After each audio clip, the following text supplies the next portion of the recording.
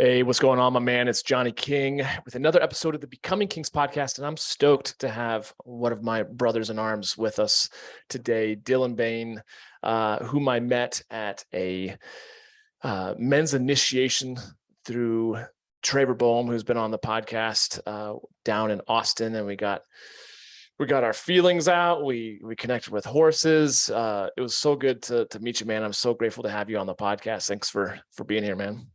It's 100% my pleasher. I'm excited for the conversation today. Oh, dude. Well, what's so great about it, and a lot of my listeners know that between, the various businesses that I run, I often talk about money, but I would say it's one of those areas that I know the least of, and actually have the most mental blocks around, even though I've actually grown up with it's probably so much more abundance than the vast majority of the world, financially and materially and everything else. I still feel like I have challenges, and I'm excited to kind of get into how you kind of see money as emotion and energy and that sort of thing. But if you don't mind, maybe you can tell the guys a little bit more about kind of your journey, because it's on your website and I really enjoyed kind of reading it, but also hearing it from the horse's mouth, I think would be important too. So tell a little bit more about your background and how you got into the work that you're doing now with people and workshops and everything else. Yeah, 100%. My financial journey really started in 2015 when my principal, I was a math teacher at the time, my principal called me in and asked me to commit fraud. And it was at that moment, it was like the record scratch of my life where I'm like, well, no, I'm not going to do that. And she was very pointed and reminding me that contracts for next year hadn't come out yet. And that maybe I should go spend some time with my daughter and think about what the right thing to do here would be.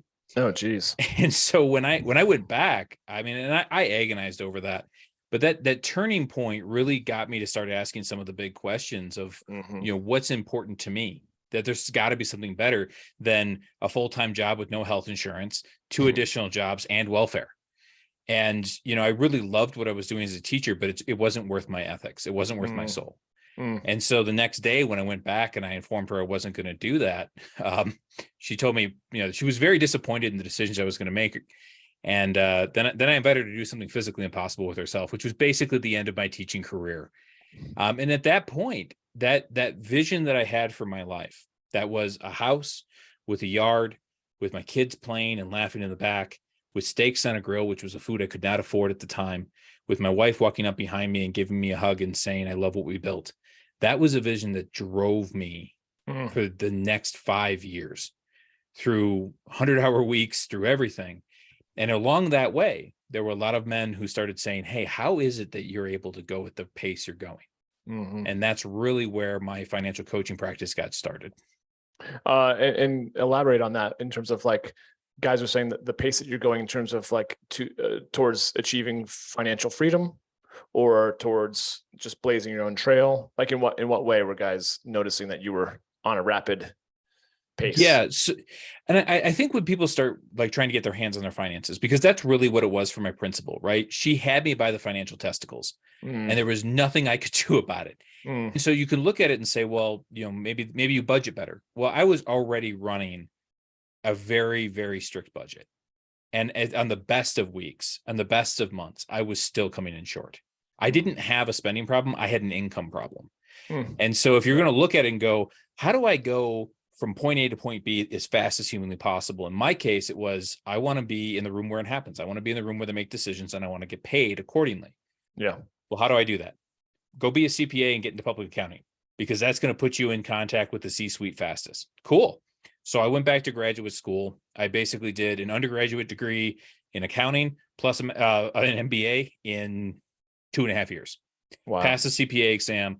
I mean, I was in there at 6 a.m. I left at 11 p.m. 6 days a week. Wow. And so by the time I finished, I had not only secured a job at one of the big four accounting firms, a job that I was told I was too old to get, that it was not possible. I had received job offers from 9 other accounting firms that I had applied for. And I had 3 pro bono offers, which were just people going, I know you and I want you to come work for me. And so and then as soon as I got into public accounting, I just dedicated myself to helium hands. I'm volunteering for every neat opportunity, every chance to get in front of anybody of authority, anybody who wants to make money. That was where I was at. And so people would say, how do you do that? Like, how do you just continue to show up day after day after day? It's because I got a vision. It's a house with a yard, with kids, and the grill, and the compliment from my wife. That vision drives me. And so people will, how do I create a vision? I wish I had that. Okay, well, let's sit down and talk about it. Because the logic of what to do was very clear. Go back to school, be a top performer, get a job, blah, blah, blah. But the emotions of, how do I walk up to this guy and tell him I'm the best person in this department? How do I humble myself enough to ask questions? How do I redefine myself as a scatterbrained teacher into the best student at this university? How do I go from I am the oldest person in this room to I am the best worker in this room? That's an emotional journey, not a mental one. But it sounds like you're also intentionally changing the questions you're asking to higher quality questions, right? Rather than questions of victimhood. It sounded like you were like, okay, you could have been, yeah, because you could have been too old. You could have been too scatterbrained. You could have been not educated enough, but you kind of took life by the horns, it sounds like, and just really said, you weren't going to take no for an answer, and started asking yourself better questions to align yourself with that vision. Would you say that's accurate? Better questions, yes. I think more realistic questions, because the answer is what's holding you back. Right. And the answer is almost always yourself. Yes, there's this sense of identity that people have. I am bad with money, for example. That's a story people tell themselves. Bad with money, bad with numbers. Yeah. Bad with ladies, bad with my kids. I have a short temper. Like, we could be here all night listing these things. Yeah. But what we don't understand is that we wrote those stories. Those are ours. And we can crumple them up at any time. And we can rewrite them. Like, for example, when people come into Fiscally Savage and say, well, I've always been bad with money. One question we need to ask is, are you bad with money, or are you addicted to scarcity?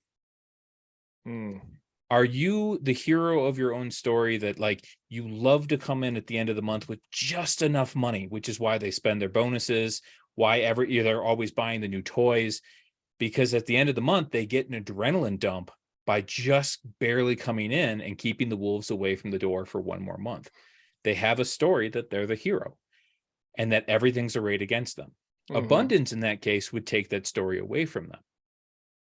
And in my case, it was, well, as a teacher, I have to be humble, right? I can't stand up. I don't want to stand out.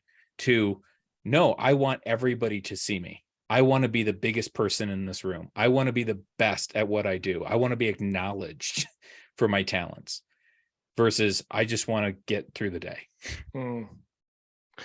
I think that's a good reframe, right? And just deciding to again kind of tap it a little bit more into your masculine energy. Something we talk about a lot on this podcast, where you just, it's like, am I afraid to shine such that other people are going to, be unhappy with me, or not respect me, or not approve of me, and at some point, I think there does come a time, I think, in a man's life, where he says, fuck it, I got to do what I got to do, especially for my family. But going back around to your vision, because I think that's such a valuable piece, that I think people that are in the personal growth arena, if you will, can kind of glaze over, like, I create a compelling vision. Yeah. But then when it comes to actually creating the results that we want, it's cliche, or it's one of those things that comes up so often that we can glaze over it, because it's actually so important, like that first step, right? So someone who's listening to this, who says, I don't really have that exciting of a vision. Like, how do I, take me, for instance, I'm not married. I don't have kids, I would like to have them. But a guy that maybe is so far from, whether it's me or someone who's listening, is really so far from what they would love to create. How do you help them figure out casting a vision that is tangible and isn't like, I want to have, the jet and the boat and the cars. I like your vision, because it's like very tangible. It's like in the back, it's just very like down to earth, It's like one of those moments that you would have with your wife and kids, and grilling up some fat steaks and just enjoying the weather, in your backyard. What do you do in your own coaching, in your own workshops, to help people kind of craft their own vision that really resonates and really actually connects with a deeper sense of emotion, or kind of connects on a hitting a nerve, so to speak. Yeah, 100%. I think it's really important, because when I say that, there are some people who have told me like that vision's really pedestrian, right? Like that seems really basic, but that was so far outside my possible when that thing came to my mind. Like at the time I was living in literally the cheapest apartment in Flagstaff. I was living in Flagstaff, Arizona at the time. I was literally living 2 doors down from a meth house. My backyard was quite literally a drainage ditch. And I was still going into debt. Like I was driving a car that had 300,000 miles on it. like there was no luxury in life at that time. And the idea of having a grill, let alone having ribeyes on the grill, that just wasn't possible. And so this was a unrealistic dream in my current state of life. And what's compelling about it is that it grips you. So when somebody comes in and says, I don't have a compelling vision for myself, then the first question I have to ask is, do you feel worthy of one? Let's start there, because that is going to be a block to any type of vision. Totally. For me, it wasn't even that I was worthy of it. It was that my daughter was worthy of it. And it was my job as her father to get it for her. I wanted that as much for her as I did for anything else. And so when you sit down, like there might be wounds that this person has to work through, and feelings of worthiness and feelings of identity. Now, how many of us have come out of communities where we still continue to pretend we're part of those communities, even if we've moved on? I mean, I grew up blue collar, working on construction crews and farms, and I still have my work boots, right? I still wear suspenders. Like you've seen me at the initiation, I wear suspenders. Like that's a part of this identity that I just have never been able to shake. Well, what if your identity is, well, we're not one of those rich guys. We're not management. You know, we're better than that. We're noble because we're poor. Like these are things that people carry out. So sitting with that and going through the whole process of coaching them of, what if it was easy to change? If that wasn't part of the story, what would be the thing? Once we get past worthiness, now we have to get into writing it, because this is a new activity. This is a whole new skill. So there's 2 things that I'll advise people to do. The first one is the view from the casket. I want them to sit down and write 2 eulogies. And the way that, and I do this at this point in my life, because I got the house and the yard. Once I hit that, it let me go, and I had to go find a new vision. So getting the view from the casket is, I imagine somebody that I admire greatly, a man. And I imagine him giving the eulogy that he would give if I died today. And I write that out. And then I wait a day and I write the one I want him to give when I die at age 90. Right. And once I have both of them, I will literally go to the bathroom and look myself in the eye in the mirror, and I will read them out loud. If you're not crying, if you're not feeling the emotions, then you need to go back and do it again. And you need to get comfortable with just free associating, writing what you want to hear about your life. When you have those 2, it's like guns. It's like the sights on a gun. The one today is the back sight. The one in the future is the front sight. And now we can have something to aim at. It's a powerful practice. And I've had a lot of people go, I don't want to do this. This is morbid. True and effective. So for a guy that feels like he's lost and just really struggling to find himself at the moment, to do that exercise, which I think is a really good exercise. I like that. For the one that would be, if he were to die today, writing that eulogy for today, if he's not super proud of himself and he hasn't really shown up, how is he? I just wonder if it would be challenging for him to really connect with like hitting a nerve such that it would get him emotional if he feels like he's a piece of shit and he's kind of a waste of space, compared to that hopeful vision 30, 40, 50, 60 years from now, right? So how do you get one to connect with that, more that eulogy in present day, if he's not super proud of himself? And to your point, if he's not actually has much self-esteem. 100%. A big part of my job as a coach is to help hold that space for them and to remind them that they are worthy. And, in the coaching space, like the whole reason you hire a coach is because this person has walked down this path. Right. And to somebody like, for all of my education and for all of my intelligence, all of my drive and all of my abilities, I still ended up on welfare. I still threw away opportunities. I still said no when I should have said yes. I still was a coward. I've been there, and I can look somebody in the eye and with dead serious intensity tell them, you are worthy. And maybe you made mistakes, and that's okay, because we're going to continue to start walking forward. We're going to find our way out. The whole reason, like, no man can do this by themselves. I think as men, we're trained and conditioned this idea that, like, we need to be Jason Bourne. Well, Jason Bourne had an entire network of people behind him that trained him and educated him. He's got an entire intelligence apparatus that helped him out, right? We think about, like, oh, well, I'm going to be the lone wolf. Yeah, well, a lone wolf's a dead wolf that doesn't know it yet. And so a big part of my job as a coach is to help them be able to look at reality and accept that reality without the shame and without the judgment. It's not an easy task, as you know. I mean, I make it sound like, oh yeah, you just go to Starbucks and order the latte. Like, it's not. It takes some time, and that could be the biggest barrier to creating a successful financial future. Because if you don't deal with that, it's going to continue to make decisions, because your logic brain isn't driving the car, your heart is. So with that first eulogy, could it potentially be one of regret? Like 100%.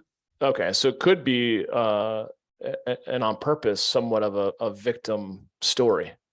Yeah. To kind of push you, right, to pain you into, okay, since I'm not dying today and I do want to hit that 80, 90, 100-year-old eulogy, who would I have to become to create that financial future as well as that lifestyle, right, of abundance, which is what I'm often talking about with the whole Becoming Kings brand. It's like stepping into that arena of abundance versus scarcity, right? 100%. I mean, my first eulogy was a man who, like, I did this activity because I did it originally because I needed to find tactics, right? And it's very useful for finding individual tactics. But my first eulogy was a man who left nothing for his children. I was a man who had passed on and had sentenced my wife and kids to poverty because I didn't have life insurance. I didn't have any money to my name. I didn't have any assets, and they couldn't make it without me. And so, like, that there was a lot of shame with that. There was a lot of tears that were over. And I found myself going, well, it's the government's fault because they don't fund teachers, right? Or it's Flagstaff's fault because they don't have a lot of jobs in their high cost of living area. Or it's my wife's fault because she wanted to go to this university. Like, I found myself doing that, and I looked at it and went, okay, I think the first takeaway that I need to take from here is all this is true. Every one of those things is true, and none of them matter. Because right now, this is about what Dylan's going to do. This is about Dylan's vision. And so now I need to get to work and figure out what choices I made to be here. I chose to be the teacher. I chose to go work in a tax office and turn down a full-time position. I chose to continue down this path of, like, well, I'll just get another job. I'll just get another job.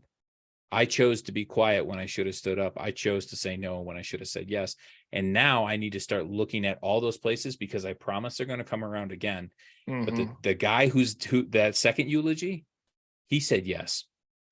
He made his bed. He was organized. He could show up for his daughter in more than just a monetary fashion. Yeah, that's powerful. So that's the first step. And maybe you mentioned the second step and I just missed it, so my wheels were turning about the first step. That was the first step. The second step was what? Well, that's one method. So that's a lot of effort to write 2 eulogies. For sure. Some people will say, like, I just can't do that. Cool. Here's a second way that's quicker and dirtier. And on some levels, even a little bit harder on an emotional level. I want you to just take some time and get up in the morning with no technology, like set aside some time and treat yourself, right? Make yourself a good breakfast, go for a walk, hit a workout, but no technology, no distractions, no dopamine hits. And then at about noon, go to the bathroom, you shut the door, look yourself in the eye, and then just say, I want, and complete the sentence. And the trick here is look yourself in the eye and repeat it until you believe the guy. because you're saying it to you. And we all know how this is when somebody looks in your eye and they lie to you. What you're going to find is when you say, I want a car, you're going to look at it and go, you're going to see yourself. You're going to see how you energetically show up. All of that's going to be reflected back to you, and you'll know if it's true or not. If you repeat, I want, and then finish the sentence until the guy in the mirror is believable, you found what your vision is. And I've had clients where they're like, I want to be an auto mechanic. Well, why did I say that? I'm not an auto mechanic. Turns out you are, dude. You love cars. You've loved cars since you were a kid. So why are you continuing to try to be a finance professional? Well, because his dad told him to be a financial professional. And that guy actually owns 3 Meinekes now.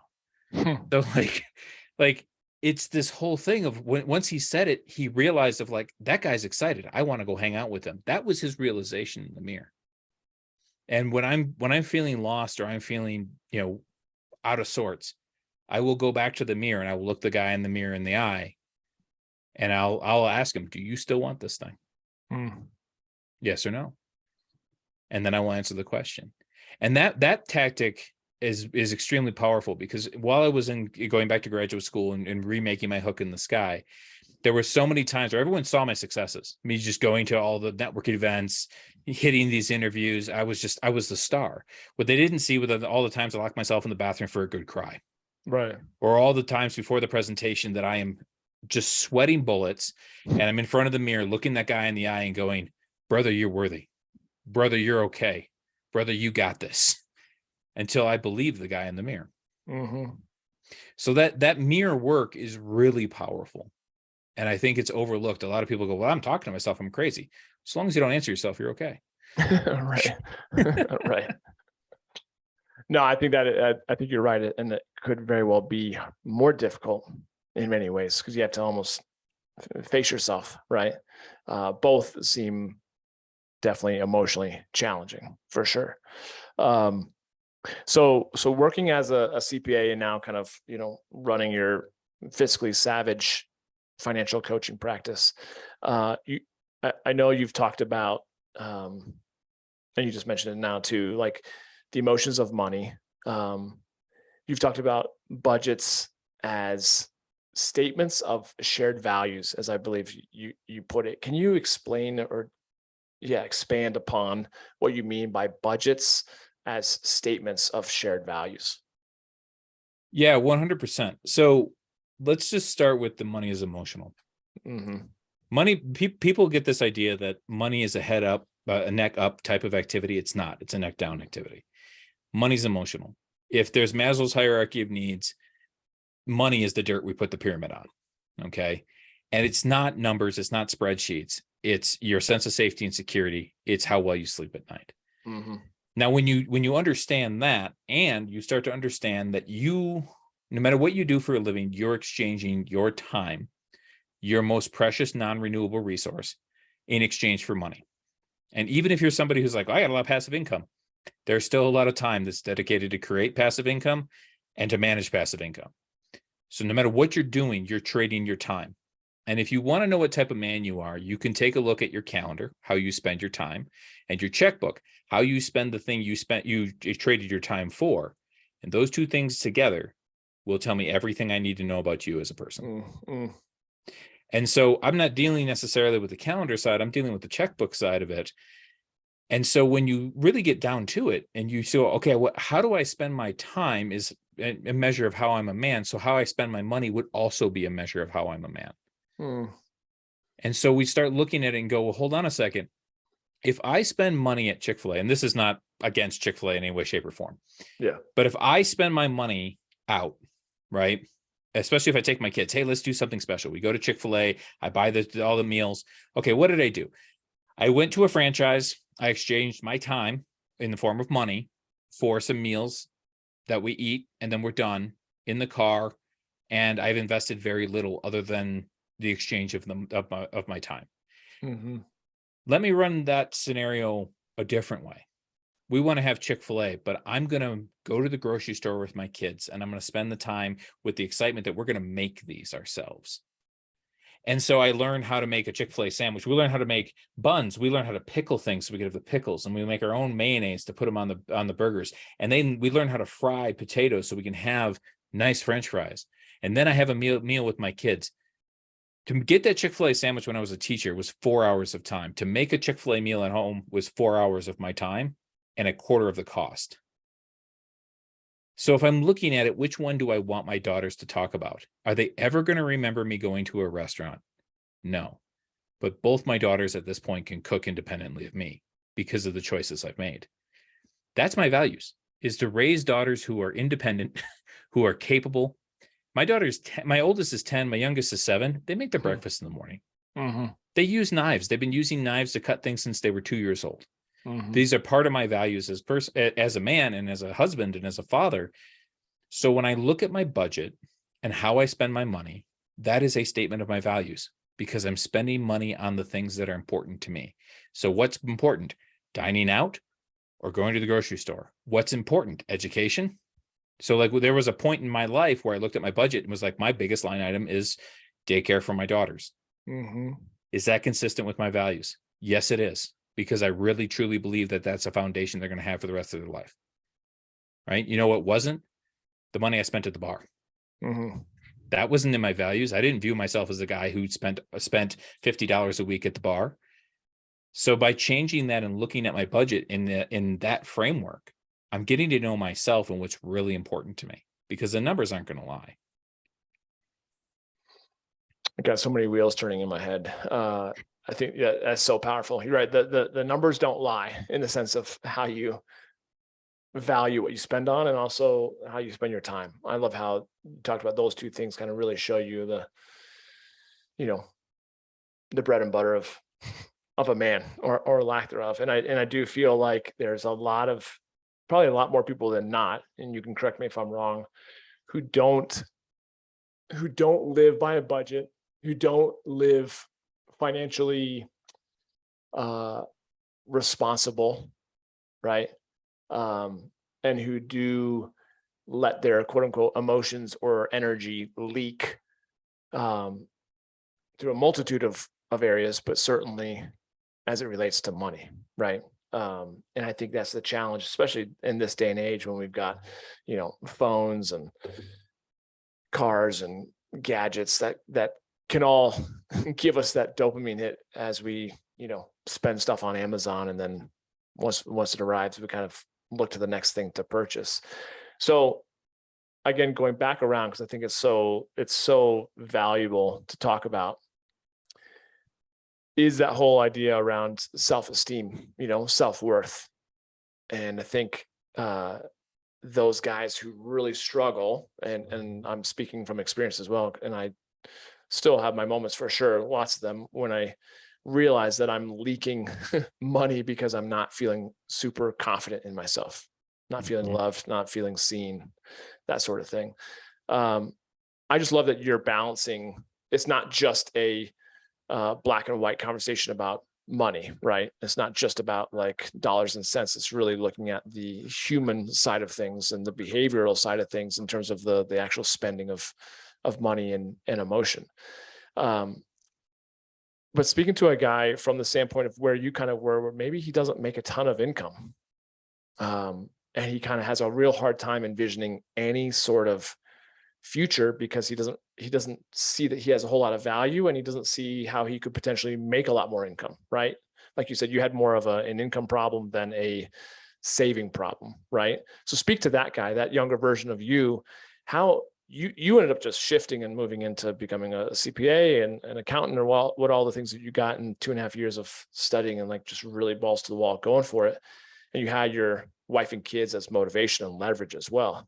But for the dude who's listening to this and he doesn't have any of that, and he's not making a ton of money and doesn't feel like he's got a ton of education, what would be some words of advice for, getting that guy up and off the couch to take some more action? And would it come back to creating that vision?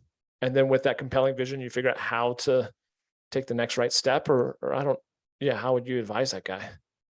Well, I mean, first off, for anyone who's listening, who's the guy on the couch, like, I see you and you're okay. I want you to know that what else I'm about to say next is said without judgment and said with every ounce of love I have in my system. You're worth more than that. Your gifts are worth more than that. I don't care who you are, what your background is. Your gifts need to be shared. And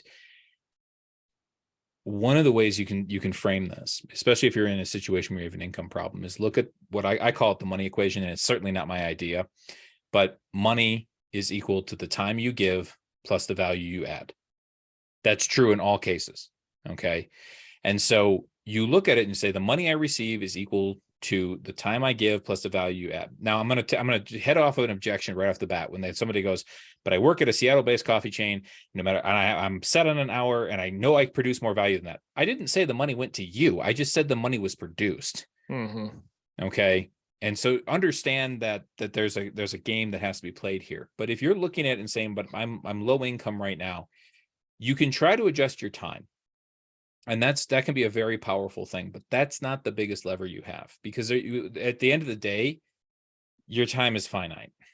Okay. So some things that you can do that are going to really help you with your time is have an evening routine that sets you up for success the next morning. Right. When I was in graduate school, that was a thing. Like the coffee maker was ready to go. Like I frequently would arrive at school with my lunch and my coffee in my car, having no idea how I got there, because I was so automatic and everything. Like it was all set up on the way out the door. So like I would zombie walk out of the house, get in the car, drive to school, and be like in the parking lot going, I'm glad I made it safe. Cool. Let's go. Yeah. So those things are powerful, and they're not the most powerful. The second part is the value you add. And so I would be really honest with yourself as to what is the value you can add now and what will get you to the next level. And so if you're working at, say, a Seattle-based coffee chain, and you know that you're adding more value than you're getting paid for, well, start asking yourself, what are you actually paid for? Right? You might be the best latte slinger in the entire world, but you're getting paid for throughput. Okay. So they don't care about the quality. They care about the volume. So look at your work environment and start setting yourself up and go, how can I produce the volume that's not going to exhaust me, because I need to start working for myself, not for the Seattle-based coffee chain. While you're doing that, now start asking yourself, okay, well, I might be making $12.50 an hour. How much money do I want to make? What's the next step up? Is it manager, or is it getting a different job? Right? Figure out what the different job is. Then ask yourself, what are the skills you need? This is an iterative process. I didn't change my life overnight. I didn't hit six figures for 5 years. But I had to look at every level. Okay, where do I want to be? I want to be in the room where it happens. Okay, what's the first thing I need to do? I need to figure out how I get there. Oh, it's accounting. Okay, what do I need there? I need to take this class and get an A. Right? I need to find the person who's going to be doing the hiring. I need to, you see how this works. It's small little victories stacked on top of each other. So if you're sitting on the couch and saying, well, I want to make more money. Okay, cool. How much more money? And what is the next step from where you are to where you need to be? Whether that's taking a class and being the best, whether that's quitting and finding a different job, whether that's understanding that, well, maybe I need to start educating myself in other ways. It doesn't matter. The one thing that I will say, and this is all easy to say, but this is the one thing I will say. If you think about like a GPS unit, it doesn't start telling you which way to go until you get into action. So like if you're on the couch, just get off the couch. You'll start figuring it out on the way. Like once, and this was one thing that I learned, and I've learned multiple times. The second I started going and was like, I am going to the big 4 accounting firms, that's where I'm going, everything else became easy. Because once I started heading that direction, the path became apparent. But if you had asked me, what's your path? I wouldn't have been able to tell you. Not until I started. But you knew it's almost like you knew the destination. You had a clear idea of what that vision was, right? And you just started. And then to your analogy, even if you took a wrong turn, you rerouted, you quickly kind of figured out, okay, this wasn't the best way to get there. And you pivoted, right? And you found your way. It wasn't a direct shot to your compelling vision, right? But you figured it out by a lot of probably trial and error. Well, 100%. And during that time, I had a cancer scare. And during that time, my wife got in a head-on car crash and we were down a car. And during that time, the university revoked my financial aid. And like, it wasn't like it was just all sunshine and rainbows. It was, okay, how do I change? How do I pivot? I think the other piece that's missing here, though, is I decided that at every step I was going to be excellent. So even if I got halfway through and I was like, you know what? I've decided accounting isn't for me. I had built a foundation I could pivot to just about anything else. I think two things. One, to the point that you just made, which I think can't be overstated enough, and I just harp on it all the time, is that if you want to improve your quality of life, you have to increase your standards, right? Because we all tend to find ourselves kind of hitting whatever lowest standard that we're willing to tolerate. And if you're willing to tolerate that drainage ditch in the back and the meth lab 2 doors down and the 300,000 plus, miles on the car and shit falling apart, you're tolerating that, then chances are you're not going to get much more of that because you're happy with it. It's when you no longer are willing to settle for that and say, fuck this, I'm not going to tolerate less or anything less than X, and you raise your game. I think that is such an empowering point that you just made. And the other thing, circling back to what you said maybe a half an hour ago, is even when you didn't fully believe in yourself, you found something of value that really encouraged you, aka your girls, right? And we will always do more for other people than we will for ourselves, right? And so your drive all of a sudden came like, I don't even know if I believe in myself, and yet I have to do this because if not for me, do it for my daughters. This is not the legacy I'm going to leave them with that first eulogy. I'm going to do something else, which really got you into action. So I wanted to kind of like, to me, take out some of those nuggets from what you've said, because I'm like, I think those are some of the things that men that are listening who are like, I don't feel like I have a very, well, then you have to, and that's what I a lot of times do, even though I don't have kids, even though I'm not married, I still do it for my future wife and my future kids, because that's the vision that I have as well in the future. And I'm not going to wait until I get them to start working. I'm going to start setting myself up now. Right.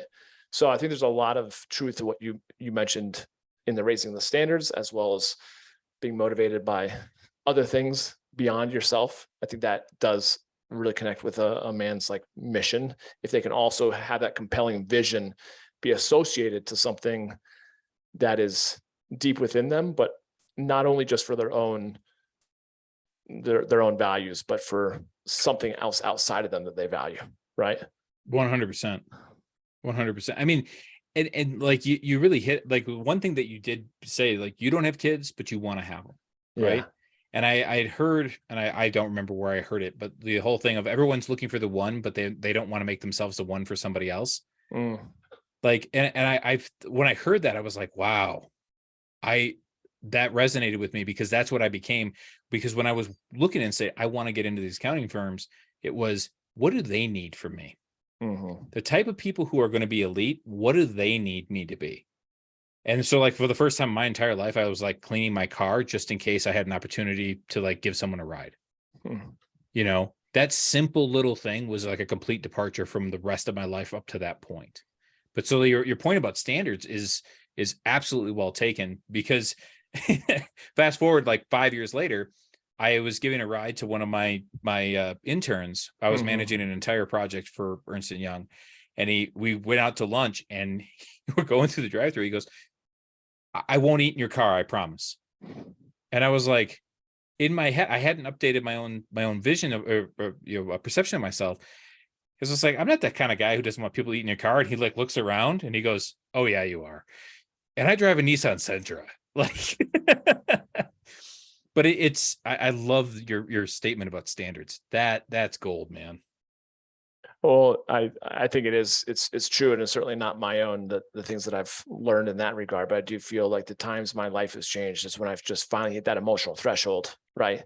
And talking about money being energy or emotion, it's like once you hit that emotional threshold, you say, I need to make more, or I need to make X, I need to, and that's a big part of for me is the whole idea of like becoming a king is when you really start stepping into those levels of abundance. So having said that, I appreciate that very much. And I'm glad we're on the same page. I think for a lot of guys who are like, okay, this all sounds good. It resonates. Oh, what next? I'd love to kind of know what you're offering to men and women alike, because I know I have both types that are listeners.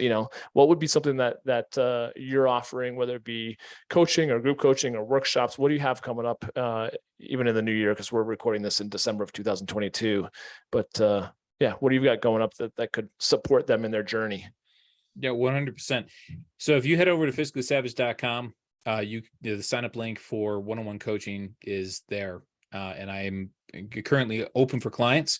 I don't have a whole lot of spots left, but I am looking for a couple more. And then in the new year, you want to make sure you subscribe to the newsletter, because I'm doing a workshop and an entire 6-week course in January. We got additional workshops that are coming up about money and masculinity, the money equation that we talked about here. And that's just in the first quarter of the year. So I'm currently lining up other joint offerings with a couple other organizations that have been coming out in Q2. I got a lot of exciting stuff, but that's where you want to start, is at fiscallysavage.com. Fiscallysavage.com. Your other handles on Instagram and LinkedIn and Facebook is Fiscally Savage as well, correct? Yep. You can find me at Facebook, Twitter, and Instagram, all at fiscallysavage.com. Beautiful. I am most active on Instagram. And so if you've got a question on any of the podcast episodes that I put out on my podcast, you want to respond to any of the stuff that I put up there, that is a great place to find me. That's amazing. That's amazing. So cool. And if you're listening to this and it's past the first or second quarter of 2023, just go to fiscallysavage.com, right? And you've probably got all your updated stuff there. You can probably dive in whenever you're listening to this and connect with you there, correct? Or DM you, like you said, on Instagram would be a good way to connect. Yep. The website is live, and we're going through a renovation. So we're gonna have a whole new website for the new year that's going to have everything you need to take control of your financial life and live free. Dude, I love it. Thank you so much. Obviously, we could keep talking. So we'll have you on for another part 2 in the near future. Yeah, for sure. But thank you so much, Dylan, for sharing this and just for being right in line with so much of what I talk about with my listeners, and that I've written about in my book as well. Like I just love what you're doing. So thank you, brother. Appreciate you so much. And guys, as always, I would just highly recommend you jump on Instagram, jump on Twitter, wherever, LinkedIn, Facebook, wherever you're on most actively, or check out Dylan's fiscallysavage.com website.